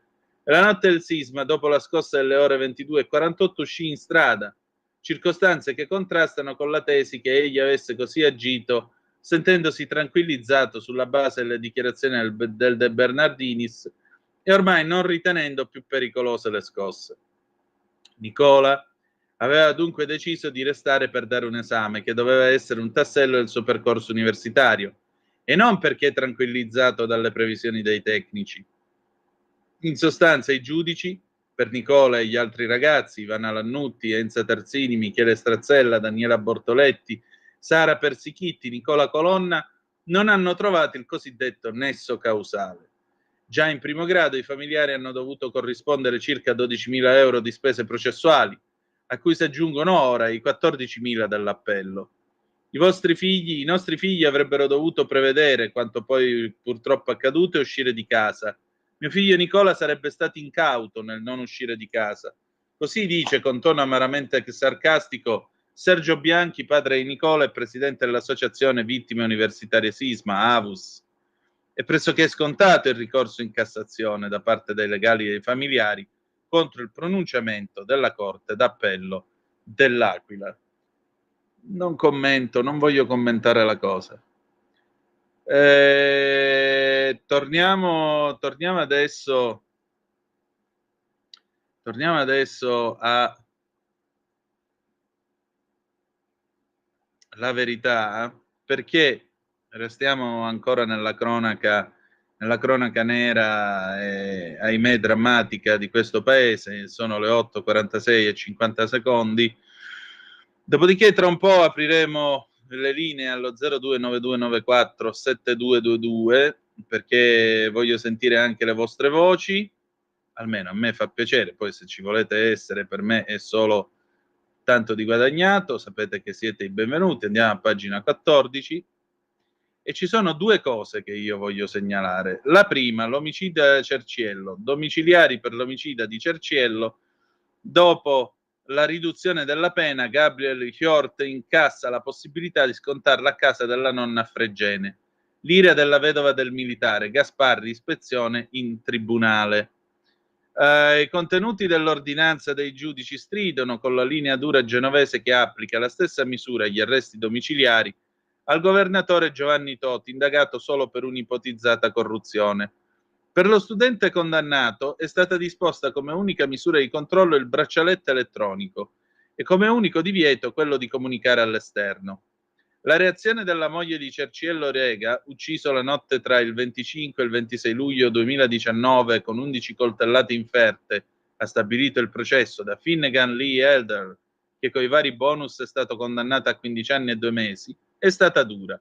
Tramite il suo legale, l'avvocato Massimo Ferrandino, Rosa Maria Esilio fa sapere di essere rimasta sconvolta. Come sua abitudine, spiega l'avvocato, non intende commentare, ma è pervasa da un profondo senso di sfiducia. Ma c'è un altro punto che evidenzia il legale. Non conosciamo ancora le motivazioni che la Corte ha preso per ridurre drasticamente le pene ai 2 americani e già uno dei 2 viene mandato ai domiciliari nella splendida cornice di Fregene. Cerciello Rega, valorosissimo servitore dello Stato, è morto sotto i colpi di 11 coltellate, ma è evidente che non si era inteso che i fendenti terminassero il 26 luglio di 5 anni fa. Viene piuttosto voglia di pensare che ci sia una giustizia al contrario. Ed è difficile descrivere il percorso giudiziario dei due studenti senza immaginarlo a maglie larghe. Nel processo di primo grado i due imputati sono stati condannati all'ergastolo, ma già in appello la pena è stata rivisitata al ribasso. 24 anni per Elder, 22 per Hjort. La Corte di Cassazione ha poi abbattuto le circostanze aggravanti e disposto un nuovo processo d'appello, che ha permesso agli imputati di accedere al rito abbreviato. Risultato: 15 anni a Elder, 11 e 4 mesi a Hjort, con la possibilità a questo punto di lasciare la cella. I giudici hanno considerato il periodo di custodia già sofferto a far data dal 27 luglio 2019 pari a quasi metà della pena complessivamente erogata. Poi hanno sottolineato che si tratta di imputato incensurato e di giovanissima età, ma anche che l'imputato avrebbe documentato un percorso di recupero sviluppatosi positivamente sia sotto il profilo trattamentale che sotto quello universitario. Per il pericolo di fuga, infine, i giudici ritengono che sia sufficiente togliere a Hjort il passaporto. E mentre dall'opposizione Davis Dori di Alleanza dei Verdi a Sinistra, che rivendica che è stata applicata la legge, Maurizio Gasparri, con parole molto dure, pretende un'ispezione ministeriale. Nonostante il fatto che questo americano non abbia risarcito in alcun modo i familiari di Cerciello, è stata disposta l'uscita dal carcere. Si tratta di una decisione vergognosa che offende tutto il popolo in divisa, mortifica l'Arma dei Carabinieri, offende la famiglia Cerciello e che indigna tutti i cittadini onesti, e ha definito sconcertante la decisione dei giudici. Quanto vale la vita di un carabiniere ucciso con 11 coltellate, se invece chiesto il deputato leghista Rossano Sasso, pure lui intenzionato a depositare un'interrogazione al ministro Carlo Nordio? In Italia, per certa magistratura, ha commentato Sasso, si possono uccidere i servitori dello Stato e pagare con qualche anno ai domiciliari. Il mondo al contrario, per davvero. Ecco, accanto a questo io vi voglio segnalare la lettera aperta che Magdi Cristiano Allam ha scritto al ministro dell'Interno Matteo Piantedosi. Allora, sapete che Magdi Allam era musulmano, si è convertito al cattolicesimo, si è fatto battezzare da Benedetto XVI Magdi Cristiano Allam, poi si è allontanato dalla Chiesa per le posizioni di Bergoglio, ma lui continua a ritenersi un cattolico. Allora cosa scrive Allam? Scrive in merito alle minacce che lui sostiene di ricevere dall'imam Zulfikar Khan, sedicente imam del centro islamico Iqra, situato a Bologna. State a sentire. Signor Ministro dell'Interno Matteo Piantedosi, le scrivo per manifestarle la mia preoccupazione per essere stato oggetto di un'attenzione particolare da parte di Zulfikar Khan, cittadino pakistano sedicente imam del centro islamico Iqra, situato a Bologna in via Jacopo di Paolo 32B. Sul profilo Facebook del centro islamico Iqra, tra il 6 e il 7 luglio 2024, ha tenuto 2 sermoni di fronte ai fedeli della sua moschea, registrati e pubblicati in 2 video, dal titolo Scarsa conoscenza di Magdi Allam, in cui mi condanna e mi rivolge degli avvertimenti per il mio intervento al convegno il 7 ottobre nella geopolitica di Israele, svoltosi a San Miniato Pisa il 30 giugno 2024. Mi preoccupa che un sedicente imam, già distintosi pubblicamente per le sue affermazioni violente, soprattutto contro gli ebrei, Israele e gli Stati Uniti, ma anche nei confronti degli omosessuali e della nostra civiltà laica, nonostante sia stato attenzionato dalle forze dell'ordine, sia stato oggetto di una interpellanza parlamentare da parte del senatore Marco Lisei e del deputato Sara Chelani del partito di maggioranza al governo, Fratelli d'Italia, in cui le si chiede di intraprendere delle azioni nei suoi confronti. Nonostante sia stata chiesta la sua espulsione immediata da parte del vicepresidente del Consiglio, segretario federale della Lega ed ex ministro dell'Interno Matteo Salvini, ebbene, ciò nonostante, questo sedicente imam mi ha voluto riservare 2 sermoni e altrettanti video in 48 ore per condannarmi sostanzialmente come nemico dell'Islam e collaborazionista di Israele. Nei suoi 2 video il sedicente imam ha sottolineato che sono un apostata, cioè un musulmano che ha abbandonato l'Islam. Un signore che si chiama Mahdi Cristiano Hallam, un egiziano, era un musulmano, com'era, non ho bisogno di dare la pubblicità che tipo di musulmano era. Oggi che lo conosciamo come cristiano posso tranquillamente affermare che è lontano dalla verità, lontano dalla conoscenza dei libri sacri, lontano dalla religione. Tutti i musulmani sanno che l'apostata deve essere ucciso, conformemente a un detto e alla prassi di Maometto. Mi ha accusato di essere un bugiardo, di dire delle bugie in riferimento a Gesù e Maria, che sono concepiti come profeti musulmani nel Corano, sottolineando che avrei di conseguenza oltraggiato l'Islam. Alcuni versetti del Corano, del Testamento Vecchio, del Testamento Nuovo, quelli che vedono, capiscono che Dio è unico, le sue caratteristiche nessuno può cambiare, se vengono migliaia di Mahdi Cristiani Hallam.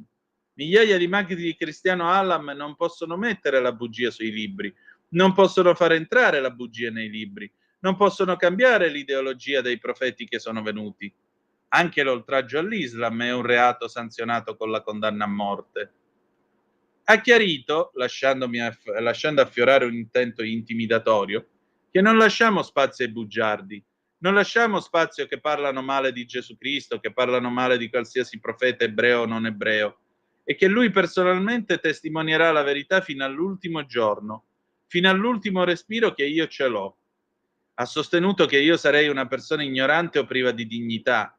Lui manca la conoscenza o manca la dignità, uno dei due manca di sicuro. O non ha la dignità o non ha conoscenza. Mi ha presentato come un diffamatore dell'Islam, perché ho detto, come lui stesso di fatto ammette, che vogliono sottomettere l'Europa all'Islam. E questo Mahdi Cristiano Hallam dice che i musulmani vogliono che tutta l'Europa sottometta all'Islam. Neanche un versetto del Corano, né un hadith di Mohammed, Maometto, pace e benedizione su di lui, nessun musulmano dice che sottomettete all'Islam. Noi diciamo che noi sottomettiamo ad Allah, Dio degli ebrei, Allah, Dio dei cristiani, Allah, Dio dei musulmani, Allah, Dio di ogni essere unico Allah. Ha concluso il suo secondo video con questo avvertimento. Perciò il mio consiglio a questo Mahdi Cristiano Hallam: devi revisionare la sua conoscenza, vai a studiare la Bibbia. Il Corano non ti dico, perché come hai vomitato tutta la tua cattiveria contro l'Islam, contro il Corano, quando leggi la Bibbia col tempo capisci la realtà, cosa sta dicendo la Bibbia, a chi devi seguire, quale è la tua destinazione, quale è la via di successo in questo mondo e anche all'aldilà. Signor Ministro, sono stato il civile esterno alle istituzioni con la scorta a livello più alto nel 2007, anno in cui pubblicai Viva Israele, e nel 2008, anno in cui mi convertii dall'Islam al cristianesimo ricevendo il battesimo dalle mani di Papa Benedetto XVI. Sono grato allo Stato per avermi assegnato la scorta sin dal 2003, dopo che i nostri servizi segreti erano venuti a conoscenza della volontà dei terroristi islamici palestinesi di Hamas di uccidermi per la mia pubblica condanna degli attentati suicidi da loro perpetrati contro gli israeliani. Le minacce di morte implicite nell'accusa di essere nemico dell'Islam, apostata, traditore, collaborazionista di Israele, sono state preferite anche da rappresentanti del cosiddetto Islam moderato in Italia, legati ideologicamente ai fratelli musulmani e allo stesso Hamas, di cui è parte integrante. Tuttavia, negli ultimi anni, senza una carica pubblica e la scarsa visibilità televisiva, la scorta assegnatami si è ridotta notevolmente a un livello che reputo inadeguato alla mia condanna a morte, che resta immutata. Confido in una sua rivalutazione di questa questione, cruciale per la mia sicurezza e per la sicurezza degli uomini della scorta preposti a tutelare la mia incolumità fisica e che condividono la stessa minaccia.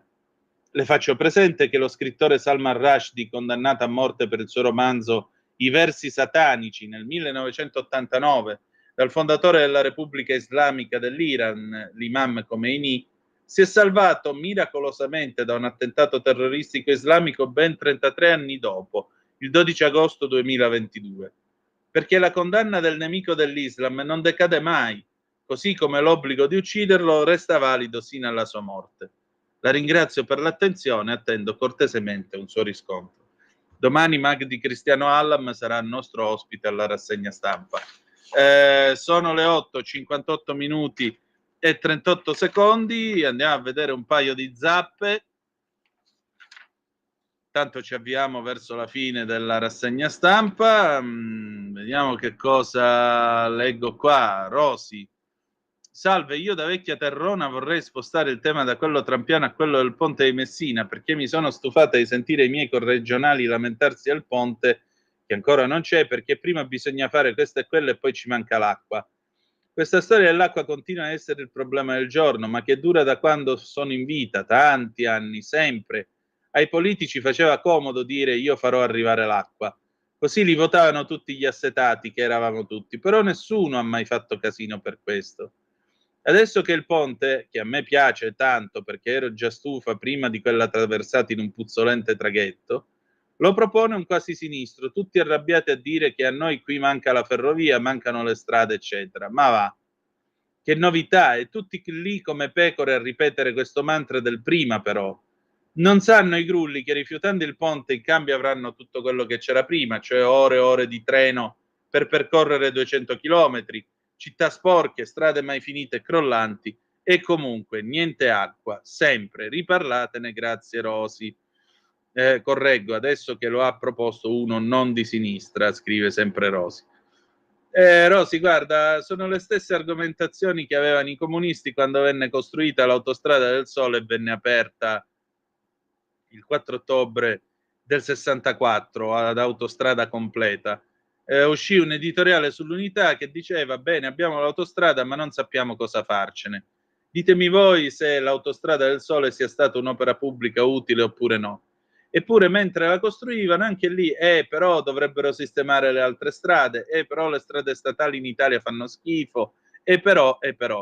Ecco, diciamo una bella cosa, cara Rossi, il benaltrismo ci ha annoiato, Non uso una volgarità perché sei una signora, quindi davanti alle signore non si usano volgarità. Adesso pausa, Lucio Dalla, Mary Louise 1980, torniamo tra poco, telefoni aperti 02 9294 7222 e vai.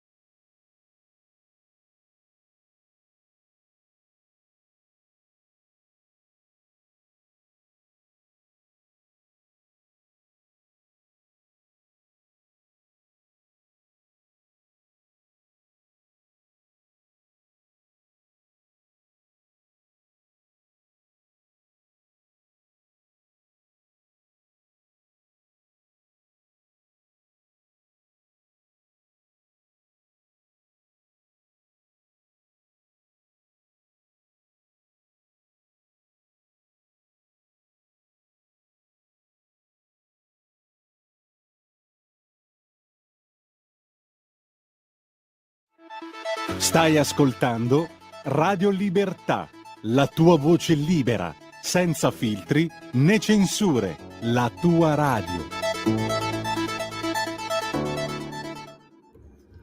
A te la linea. Grazie Lorenz, le 9, 5 minuti e 44 secondi. Andiamo a pagina 20 del Corriere della Sera. E andiamo a pagina 20. Eccolo qua, guardate che roba, perché io veramente resto esterrefatto. Le urla delle migranti, le urla delle migranti frustate dal camionista e il video della violenza. Ventimiglia, immagini virali sui social lo pregavano di smettere, scrive il collega Andrea Pasqualetto. Autoporto di Ventimiglia, terra di frontiera, di qua l'Italia, di là la Francia, e in questo piazzale decine di camion in sosta pronti a varcare il confine. Succede spesso che nei cassoni dei tir salgano e si nascondano dei migranti. È successo anche ieri mattina, ma questa volta il gruppo di africane che intendevano così raggiungere il paese transalpino non sono state affatto fortunate. Il camionista dell'est europeo ha capito cosa stava succedendo, si è armato di una pesante cinghia e ha aperto il portellone sorprendendo le donne stipate all'interno. Le ha costrette a scendere e mentre uscivano una ad una coi loro zaini e le loro borse, ne prendeva a cinghiate alcune. 1, 2, 3, 12 ragazze spaventate da quella frusta, con un'estremità in acciaio, che il corpulento camionista brandiva minaccioso. Dopodiché l'uomo ha chiuso il mezzo e se n'è andato, e probabilmente non si sarebbe saputo nulla di questa brutta vicenda se qualcuno che si trovava da quelle parti non avesse ripreso la scena. Il video è finito in rete e lì ha preso il volo. Aggiungerei anche un'altra cosa. Egregio amico che ti sei messo a fare il Fellini della situazione. Ti bastava chiamare il 112. Quando gli agenti del sì, ora la prendiamo la chiamata, un attimo. Quando gli agenti del commissariato di Ventimiglia hanno voluto vederci chiaro, del camion non c'era più traccia. Però esiste questo video ed esistono delle telecamere che riprendono il tir. Insomma, l'individuazione del camionista non è un problema. Il problema sarà fermarlo in Italia, visto che probabilmente si trova in Francia. Che cosa rischia? Ecco, l'accusa di lesioni ed esercizio arbitrario delle proprie ragioni, spiegano gli investigatori. Diciamo che ha usato un sistema del tutto inaccettabile sia dal punto di vista umano che della legge per evitare dei guai in Francia. Se l'avessero trovato con i migranti a bordo avrebbe dovuto fare i conti col favoreggiamento dell'immigrazione clandestina. Le immagini girate all'autoporto sono dure, c'è chi piange, chi implora, chi stenta, mentre lui urla nella sua lingua e frusta. Bestia, e chiedo scusa alle bestie. Abbiamo una telefonata, pronto? Chi è là? Sì, ciao Antonino, sono Walter. Uè, carissimo, dimmi tutto. Niente, volevo dire che condivido le tue parole su questo comportamento. Poi tra l'altro il problema è che il camionista non potrà essere perseguito in Italia. Ci sono camionisti che ammazzano ciclisti in Italia, per andare a prenderli bisogna fare i numeri da circo equestre, però vabbè. Volevo stamattina, siccome sono un po' giù di morale per via RSA, d'Italia è uno schifo, volevo fare una proposta, prendila come viene. Volevo fondare un partito e dichiarare immediatamente guerra alla Svizzera e dopo un quarto d'ora fare subito l'armistizio e cedere sovranità totale alla Svizzera. Non so chi ricordo con me. No, è un'idea. Così finalmente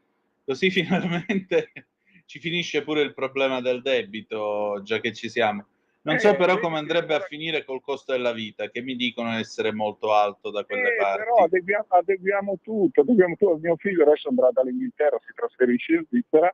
Devo dirti, il costo della vita è effettivamente alto. Un appartamento decente, normale, sono 1.800 euro, 1.800 franchi, scusami, al mese. Però a prescindere da questo, cioè, figurati che salto in avanti che faremmo. La nostra classe politica, che sarebbe obbligata con dei referendum per qualsiasi tipo di legge popolare, quello che vogliamo, non lo so, io lancio una proposta, ma ci sto No, questa sì, questa sarebbe una vera goduria, sono d'accordo. Ok, sono allora d'accordo. Il tuo voto lo prendo? Sì, favorevole. Ok, grazie Tonino. Fight. Ciao. Sempre fight. Altra telefonata, pronto, chi è là? Pronto, sono in linea? Sì, ciao carissimo. Ciao carissimo, ascolta, io leggevo stamattina il curriculum di Vance, il nuovo vicepresidente degli Stati Uniti, potenziale vicepresidente. Mi ha stupito una cosa, che dopo aver fatto il servizio militare in Iraq e altrove, nei Marines, si è laureato in 2 anni. Ha fatto poi un'altra università, altri 2 anni, e poi una buona carriera negli affari. Nel contempo si è sposato, ha fatto 2 figli e a 39 anni è potenziale vicepresidente degli Stati Uniti. Da noi per una laurea in legge ci vogliono 5 anni più 2 anni di pratica. Il liceo si finisce a 19 anni. Si entra quando nel mondo delle professioni? A 30 anni. Non parliamo di medicina o di ingegneria o di altre facoltà, ma c'è qualcosa che non va nella nostra società o in America sono delle scienze infuse e dei mostri? Toglimi la curiosità, tu che hai vissuto in Canada per un po' di tempo. Grazie. Grazie a te. No, molto semplicemente c'è un sistema di istruzione che è completamente diverso rispetto al nostro. È un sistema molto pratico, anche perché in Italia sì, tu ti fai 5 anni, se non ritardi, se non vai fuori corso, di giurisprudenza e poi vai a fare il praticantato. Il barrister, che è la pratica legale negli Stati Uniti d'America o anche al Canada, è sostanzialmente una sorta di prolungamento dell'università, perché lì impari facendo, perché tu ti devi presentare dopo aver studiato qualcosa come una 50ina di casi e dopo aver iniziato a esercitare la professione all'interno del sistema giudiziario americano. Le università sono diverse, è chiaro che ci sono i test a risposta multipla con le crocette, non hanno l'appello dove tu ti siedi e devi spiegare, devi dire, devi fare.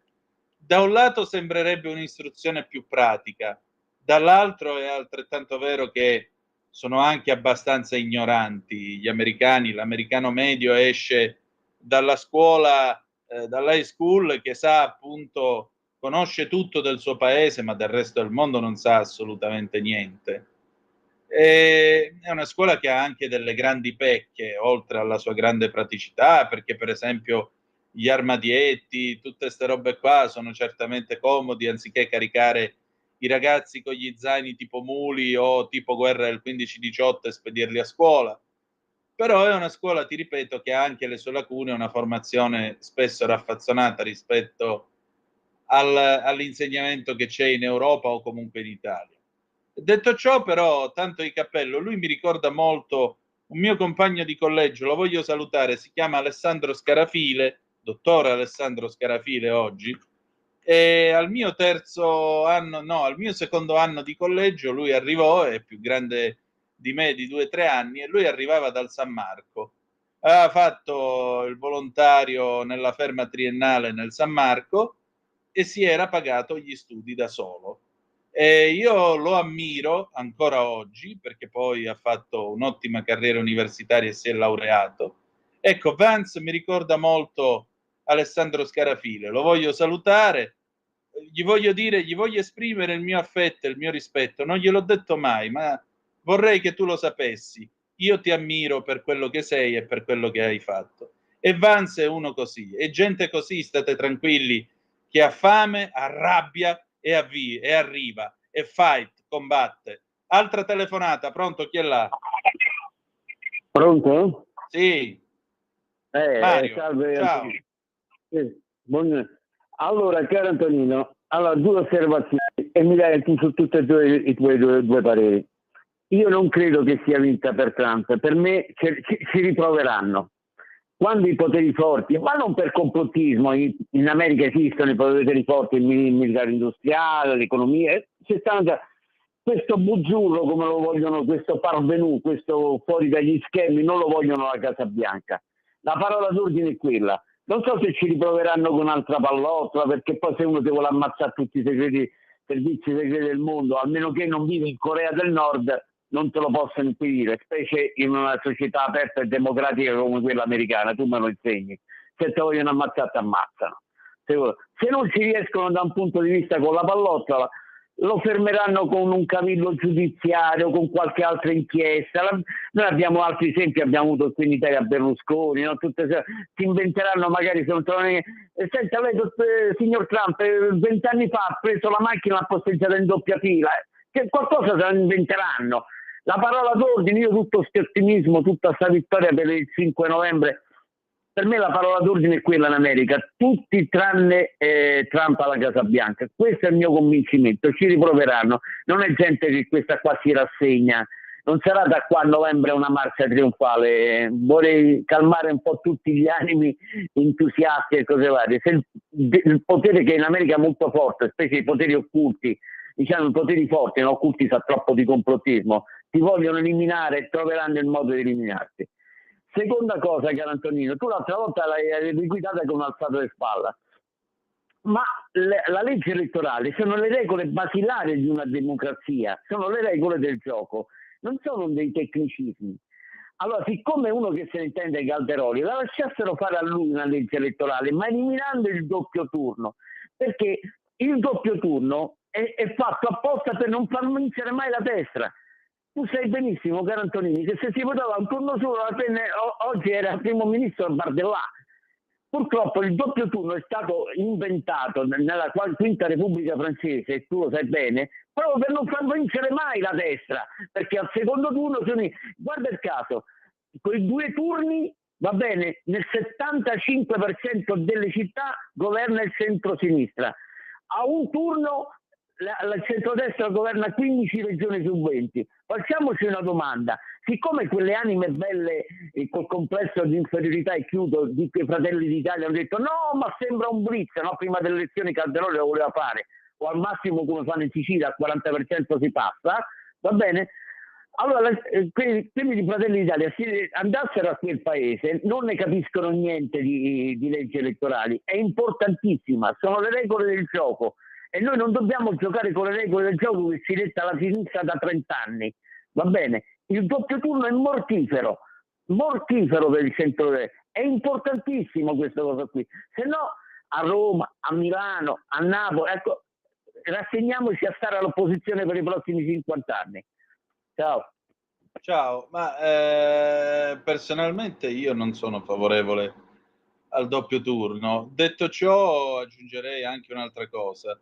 In Francia sicuramente loro hanno questo problema di non aver superato la guerra, non aver superato una certa immagine della destra che evidentemente ancora associano a Vichy. In Italia il problema è che l'elettore di destra medio al primo turno va a votare, fa l'inferno, magari arriva anche primo e vince e convince. Al secondo turno, al ballottaggio, come non è, preferisce andare a fare il bagno. E questo non è nemmeno bello, detto tra noi. O si partecipa, perché se al primo giro ci vai, al secondo te ne fotti, poi non devi meravigliarti se quelli vincono. Va bene, altra telefonata, pronto chi è là? Pronto? Sì. Buongiorno Antonino, Giovanni da Roma. Ciao Giovanni, dici. Volevo una tua opinione su questo fatto. Praticamente dopo l'attentato a Trump, Zelensky ieri ha aperto praticamente a poter colloquiare con Mosca. Sì. Mi chiedevo se questo fatto potesse essere visto come se i democratici in America pensavano di vincere in qualche modo, ma con il fatto dell'attentato credono che adesso la sconfitta possa essere più vicina, e per togliere munizioni alla propaganda di Trump adesso vogliono spegnere, diciamo, questo discorso sull'Ucraina in modo come se Trump non è più necessario per la pace. C'è Zelensky che si prodiga a questo discorso. Grazie e buongiorno. Ma guarda, a me invece sembra un'altra cosa, questa qua, cioè Zelensky non è uno stupido, deve essersi tirato, per dirlo alla Camilleri, il paro e lo sparo, si sarà fatto bene i conti della situazione, avrà capito che molto probabilmente Trump arriverà alla Casa Bianca il 5 di novembre e siccome arriverà alla Casa Bianca, lui sa anche che nel momento in cui arriverà Trump al 1600 di Pennsylvania Avenue saranno finiti i discorsi. Lui chiuderà in un modo o nell'altro questa guerra, farà sedere a un tavolo i contendenti e questa vicenda dovrà essere una volta per tutte chiusa. Dopodiché sarà l'Europa a doversene occupare per il mantenimento della pace, per la ricostruzione dell'Ucraina e così via. E lì veramente mi metto le mani nei capelli se penso che dovremo gestire una cosa del genere avendo la baronessa von der Leyen, Scholz e Macron tra i personaggi che si occuperanno di questo. Per cui io credo che lui abbia pienamente capito che la musica sta per cambiare e avendo capito che la musica sta per cambiare dice la chiudiamo qua e basta. Non poteva tirare in eterno, non poteva durare chissà quanto. Questo è quello che penso e questo è quello che credo sia stata anche la valutazione del presidente ucraino. Un'altra zappa, altre due zappe. Enrico da Parma, caro Antonino, ottima la scelta di Mary Louise di Lucio Dalla, grazie. È una canzone scritta per tutti noi, trasforma il racconto di una normalissima giornata in poesia. È vero, è così. Ma Lucio Dalla era un genio che aveva un uso micidiale dell'italiano. Io una volta a 15 anni ho letto un suo testo, non mi ricordo se era sulla Smemoranda o sull'Agenda Comics, su una delle due, ma un testo che finiva dicendo ma tu a quel tempo sarai su Andromeda a dare l'esame di architettura delle meccaniche celesti 3. Giuro che io ho girato su me stesso per almeno un'ora, intontito dall'uso micidiale dell'italiano e dall'intelligenza estrema che aveva quest'uomo. Da quando è morto Lucio Dalla io mi sento molto meno intelligente, detto tra noi, perché almeno lo guardavi e cercavi di essere intelligente come lui. Poi uno non ci arrivava, ma go. A proposito di fight, qui bisogna dedicare Eri piccola di Fred Buscaglione, non pensi, Silvio da Torino, quando dice allora spara, spara. Va bene, allora chiudiamo la rassegna stampa. Vi avevo detto che c'è questa svolta sul caso Mattarella, Piersanti Mattarella, lettera anonima ai figli di Piersanti Mattarella, ecco il nome del killer. Recapitato alla famiglia un foglio di sole 7 righe che riapre il caso, la descrizione, cappuccio, occhi di ghiaccio e passo ondeggiante. 7 righe scritte al computer, scrive la collega Rita Cavallari con un linguaggio secco.